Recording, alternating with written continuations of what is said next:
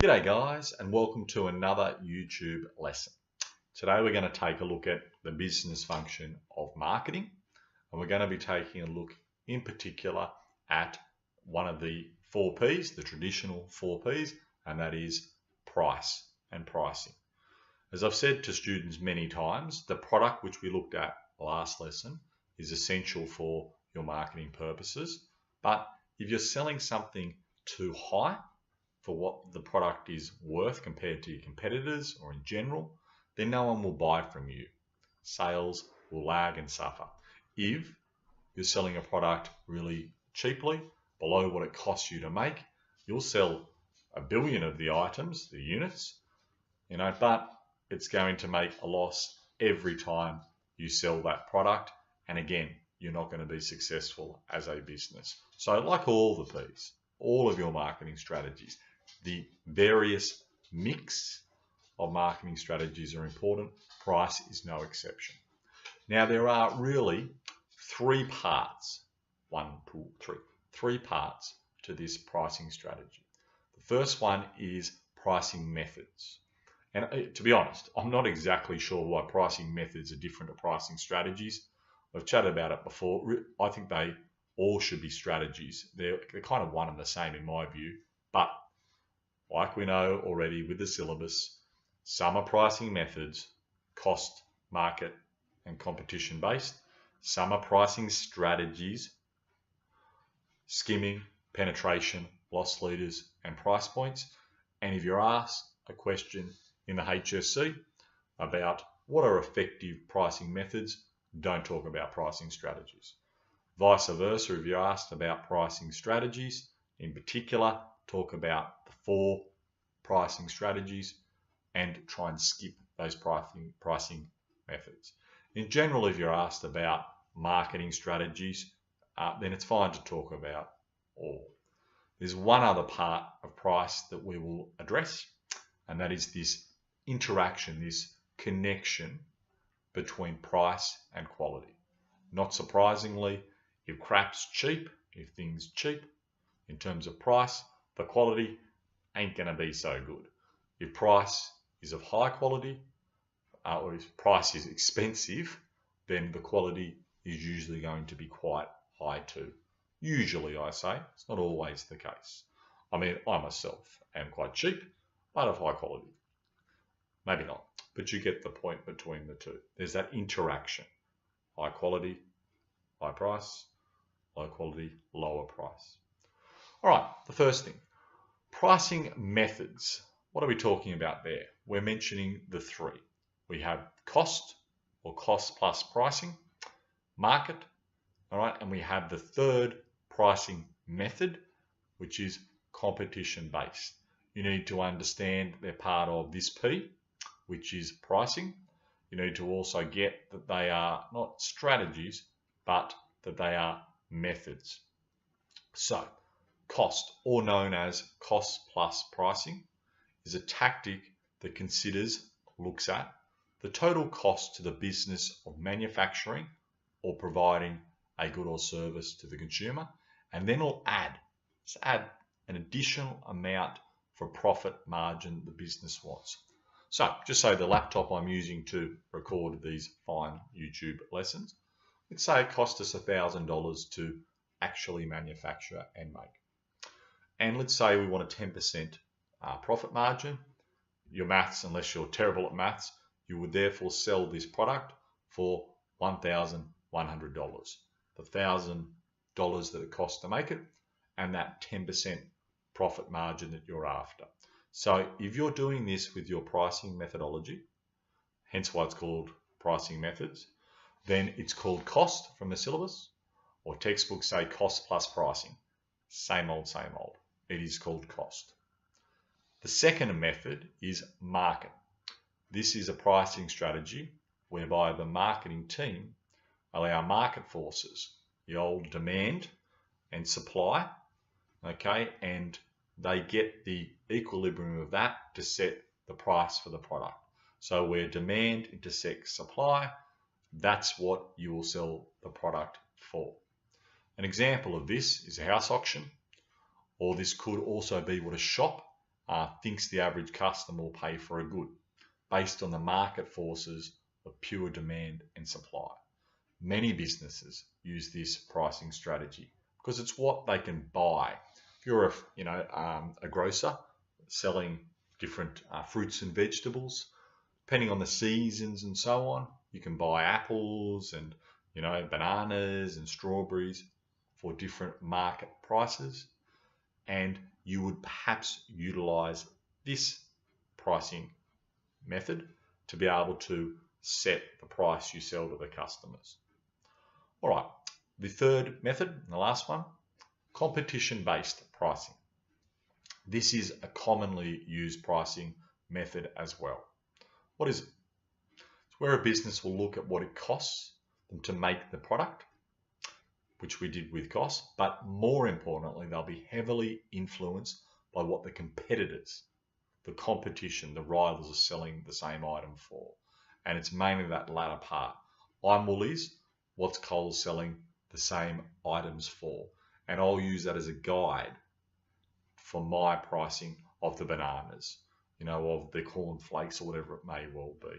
Hence, your pricing based on what your competition does. And really, Woolies and Coles aren't meant to be looking at what each other are pricing. There shouldn't be pricing collusion, but there kind of is. They do look often at what each is selling them for. If Coles sells something for cheaper, not surprisingly, the next week Woolies will be cutting down on the price for that similar product. All right, they're the methodologies. The 4 pricing strategies, 1, 2, 3, 4. We've got market skimming, penetration pricing, loss leaders, and price points. These are the official pricing strategies. What's market skimming? It's a pricing tactic that is used by a business when it wants to recover the high cost involved in establishing a product and developing it and releasing it into the marketplace. They do this by setting an initial very high price. It's often usually used when you've spent a lot of time using R&D, that research and development. Say the first business that developed plasma TVs, I remember walking through Westfields and they were for sale for like $20,000. Now you can buy a similar size one for probably about $450. So when they first came to market, you found that plasma TVs used, the makers of them, market skimming. It cost them a crap load to make the plasma and to research and develop and bring it to market. And they charged the initial customers huge, not penalty, but huge premium to purchase that product. So it's a strategy. Over time, you get second to market businesses coming in and the price will come down. You're trying to recoup some of that initial cost of R&D. Now, the second pricing strategy is called penetration pricing. This refers to setting prices at the lowest possible price to gain an immediate group of customers. It's the opposite, really, of the first one, that market skimming. And this is a strategy. Why would you want to do that? Because sometimes you're selling stuff at below cost. Why would you want to do that? It's used to penetrate, go through a market and gain market share quickly, rapidly, by setting a price much lower than your competitors. Now, pricing penetration or penetration pricing aims to undercut the main competitors of the business and act as an encouragement for customers to switch over to the new business's product. Now, there's a second step involved in penetration pricing. Once a loyal group of customers has been developed, it is expected the business will generally raise its prices, because usually with pricing penetration, it's selling below what it costs to make the product. Sounds stupid. Well, if you're trying to gain an immediate market share and brand recognition, people buy it and they go sweet as, and they get a reputation, then they will not go crazy with the pricing, but they'll up it to where the competitors are. Virgin Airlines did this. They sold stuff at below what it cost, airline flights, below what it cost for a year or so, People got used to it and thought it was a reasonable alternative to Qantas and Jetstar, and then Virgin upped the prices. Now, the third pricing strategy is loss leaders. The loss leader pricing tactic involves providing a limited number of goods at a price that generates minimal profit or even can make a loss to encourage customers to purchase other goods from the business. So, in terms of this particular strategy, why would you sell below what it costs? Think about a service station for argument's sake. Most people think that servos rip them off with petrol. Sometimes they do. Most of the time, most service stations sell the petrol for at cost, sometimes below cost. Why would they do it? Why would 7-Eleven?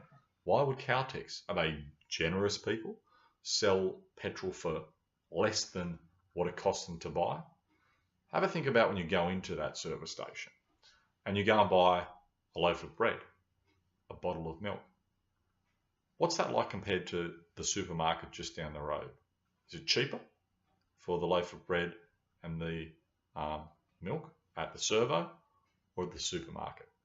I guarantee it is cheaper at the supermarket, and often it's double, triple on some products, 3 or 4 times more expensive at a service station than what it would be at Woolies or Coles. Why? They're using the service station, the loss leader approach. What they're doing is they're getting you in with cheapish product like petrol, and they're more than making up for it when they flog and they sell you the other products within the shop. Now, you don't have to buy those other products, but you got to pick up the petrol. That's reasonable. Maybe it's, maybe that business is making a loss slightly or whatever, so you pick it up because you need it. Then you could go to Woolies or Coles 10 minutes down the road, but geez, you only need 1 bottle of milk. They know that you're probably not going to leave the servo and go to Woolies to pick up the bottle of milk for $1.10 a litre. You'd rather go to the servo and pay $3 a litre because you're only getting 1 or 2 litres. It's not worth your time to go elsewhere. They're smart. The service station is using the loss leader approach. Now, the last pricing strategy is to use price points. Price points is a pricing strategy where a business sets different prices for similar products. The products are differentiated, distinguished by their features. So some examples would include mobile phones. You could be on a $30, $40, $50, $70, $110, etc. a month plan. With that, you're getting a range of products range of similar products. They're only slightly different for a different level of price. Now, why would businesses use price points? Why doesn't just, Optus, who I'm with, they're great, but why would Optus have even 2 options? Why would they have a $50 a month, mobile phone plan and a $110 a month mobile phone plan? They're both mobile phones they're offering. Sure, the $110 a month one's brand new, top iPhone, top Samsung, etc. The $50 ones a month is a 2nd generation or 3rd generation older style Samsung, same older generation iPhone.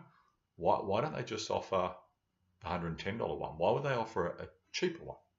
Surely, by offering the 2 Optus, you're allowing your customers to not buy your $110 a month plan, and instead they can go cheap and get a $50 a month. Why do they do a number like 5 or 6 and not just one expensive one?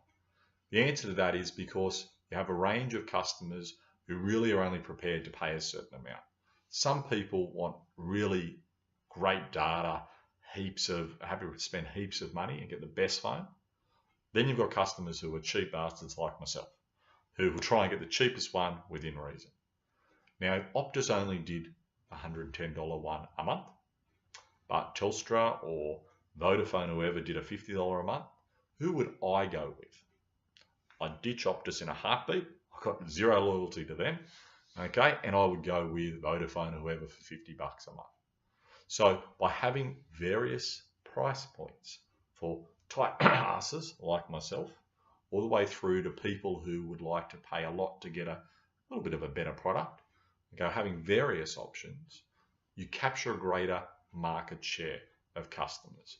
So it is an effective pricing strategy. All right, almost done on price, thank God. The last one we mentioned earlier is the price and quality interaction. It makes sense. If something is cheap, the quality is usually poorer. If something is expensive, the quality is usually far better. Not always, but usually the case. So there's this correlation, this comparison between the two. Low quality, low price. High quality, generally higher price. Sometimes we see a difference in that, but that usually won't last for long and is not usually the case. All right, guys, thanks for listening. I'll see you next time. Goodbye.